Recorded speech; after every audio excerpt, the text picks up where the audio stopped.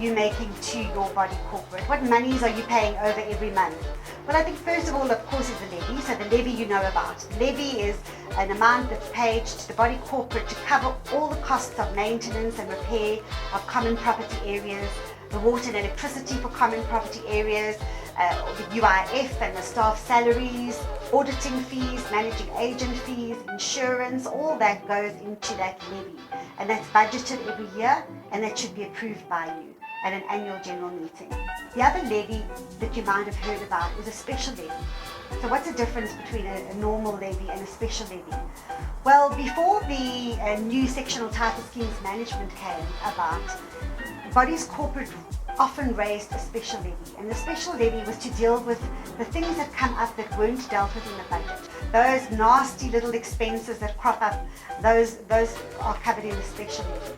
And the trustees were entitled to raise a special levy without the body corporate's consent, unless there was a restriction given at the annual general meeting on a certain figure. So those special levies were really quite common, but since the Sectional Title Schemes Management Act, we now have a great new initiative which was placed in the Act, and that was to create a buffer fund, a reserve fund actually is the wording of it. And that to me was one of the really, really best moves in terms of this Act.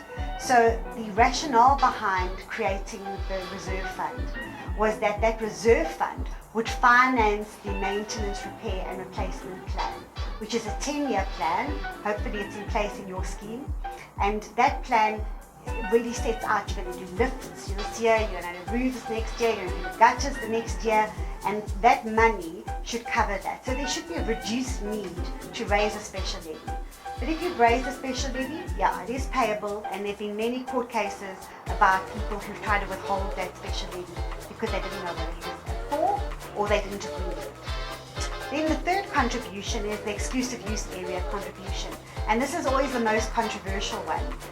If there are exclusive use areas in your scheme, gardens, carports, storerooms, things that have been registered in your rules or registered in the deeds office as exclusive use areas, there's a compulsory contribution over and above the levy that you have to pay the body corporate for the use of those exclusive use areas. But be really careful because it's got nothing to do with square meterage or PQ or anything like that. It's got to do with an amount that the trustees calculate will defray the costs of maintenance, water and electricity.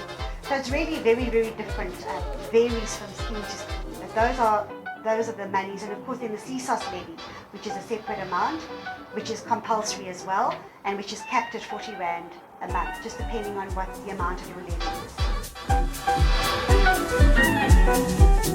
is.